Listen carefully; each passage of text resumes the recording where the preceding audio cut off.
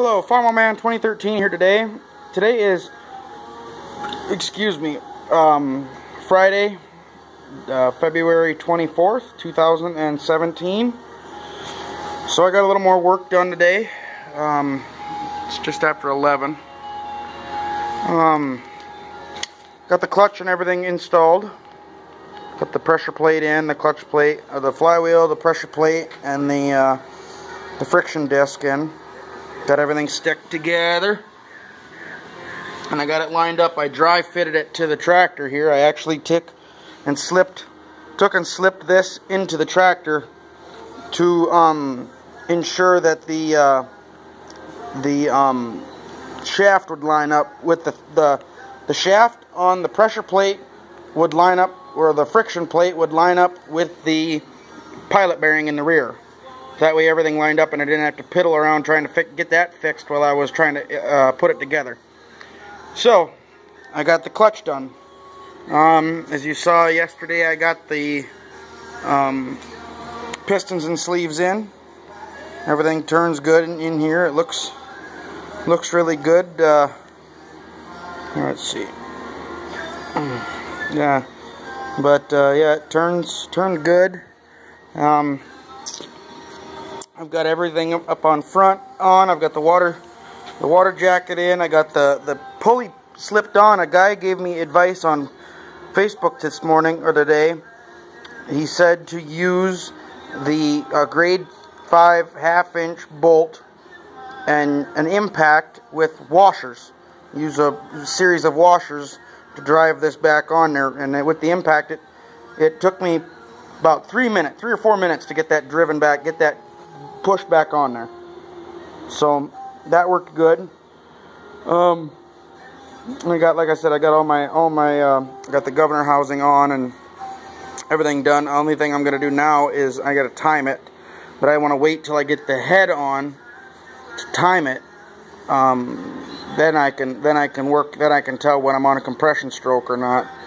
I should be able to tell by looking down into the block, into the lifters, but I'm not gonna screw with that. So I'm just gonna do it the other way and get the piston or get the head on, and then turn it over and listen for that hissing, or well, at least watch when the head comes up.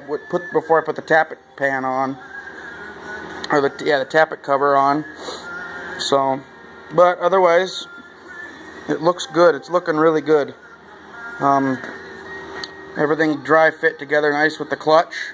I've got a bunch of parts laying around yet. My kind of a plan of attack when it's re-putting this back together, I'm going to take and push and get the clutch housing put back into the bell here and get it back together.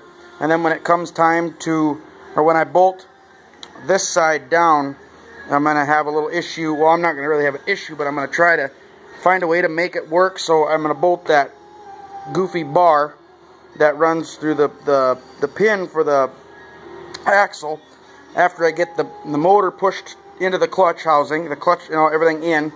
When I run these two bolts through, I'm going to bolt that to it, get that attached, and then,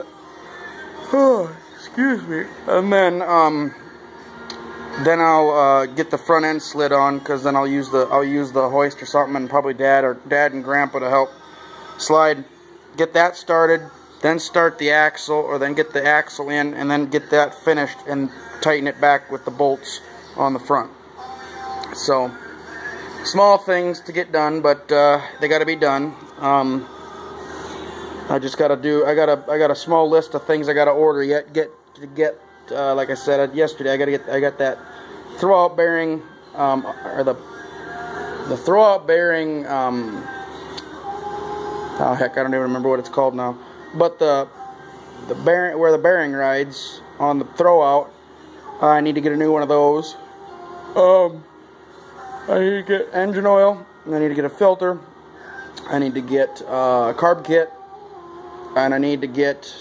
Oh, I got that stud, the one stud missing. I got the three on the manifold side in, but this is the one that was broke, so I got to get that one get that one. That one's coming to my local IH place. But then once I get the engine mounted onto the transmission housing, or onto the clutch housing, then I can take these chains and stuff off, take my bolting apart, and put the rest of the studs in, and then drop the head on. But other than that, everything's coming together swimmingly, or splendidly, whatever you want to say it. So, as of that right now, that's what's going on. That's what I've got doing. It's late. I gotta make this video and yesterday's video. So, or edit. So, that's it for now. I'll see you in the next one.